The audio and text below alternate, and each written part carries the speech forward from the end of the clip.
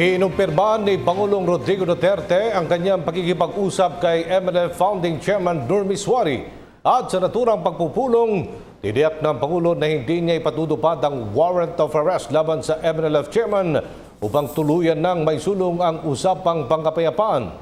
Samantala, personal na nagtungo si Pangulong Duterte sa Zamboanga para makiramay sa mga pamilya na mga sundalong namatay sa kanilang pakikipagbakbakan laban sa mga bandidong Abu Sayyaf.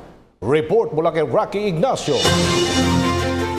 Nanindigan si Pangulong Rodrigo Duterte na gawin ang lahat ng paraan para matamo ang kapayapaan sa Mindanao kasabay ng paglansag sa bandidong grupong Abu Sayyaf. Sa panayam sa NAIA Terminal 2, kinumpirma ng Pangulo ang kanilang pag-uusap ni MNLF Founding Chairman Nurmy Suarez para sa hangad na kapayapaan sa rehiyon.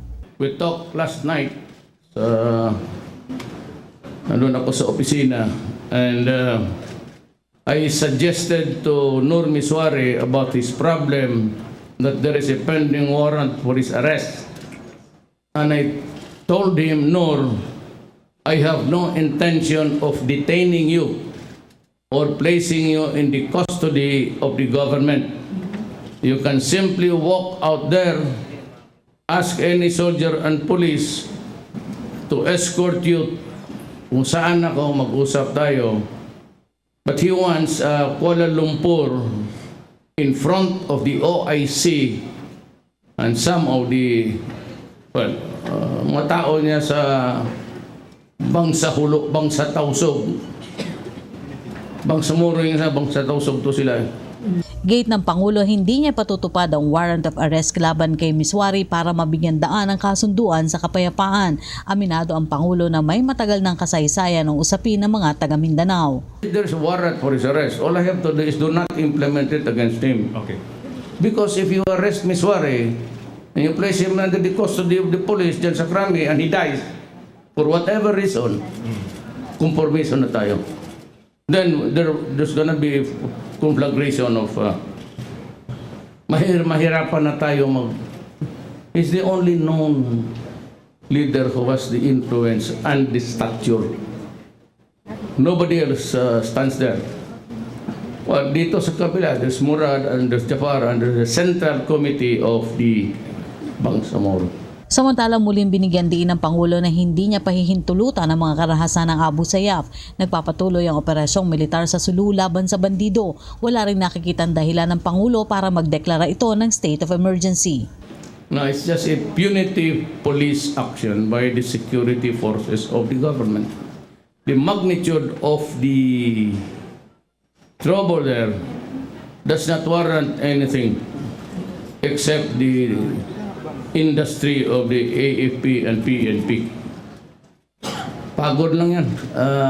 And we do not, at some point in time, Tumulak ang Pangulo sa Zamboanga City para personal na makiramay sa pamilya ng 15 sundalo na nasawi sa operasyon. Isa-isang kinausap ng Pangulo ang pamilya ng 11 mula sa 15 sundalong nasawi. Bukod sa pagsaludo, humalik pa ang Pangulo sa larawan ng mga nasawing sundalo.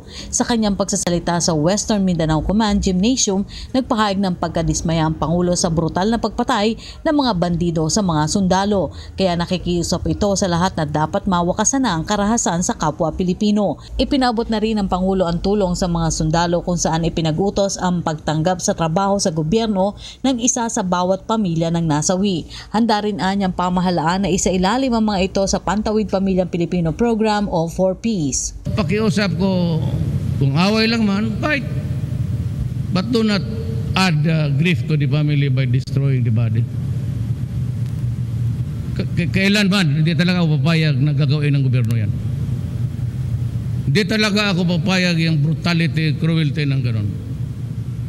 Sabi ko, isang bala lang, iwanan mo na. Kung nalaman mo, patay na. So, I hope that nakinig lahat. May 4Ps, kaya kinukuha ko yung pangalan ninyo.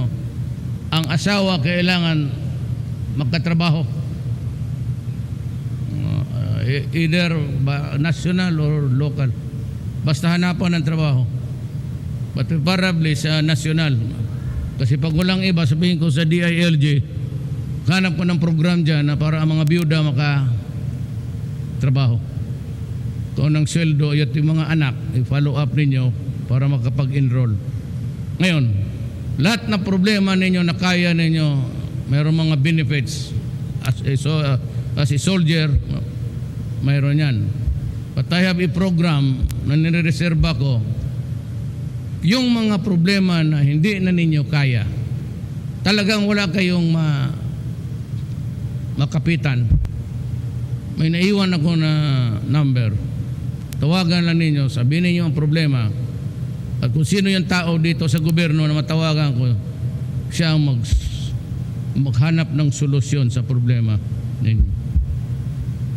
So, I would like to extend, I said, I share my grief. Not only to the foreign, everybody who died. Nakikiramay ako sa pag hindi natin pagkaintindihan. We want to end this war. I do not want to continue even for a day, sana. Samantala, dinalaw rin ng Pangulo ang mga sundalong sugatan sa operasyon sa Camp Navarro Hospital at Ciudad Medical sa Zamboanga City. Para sa PTV News, Rocky Ignacio. Ako po si Cathy San Gabriel. Subscribe na sa PTV YouTube channel.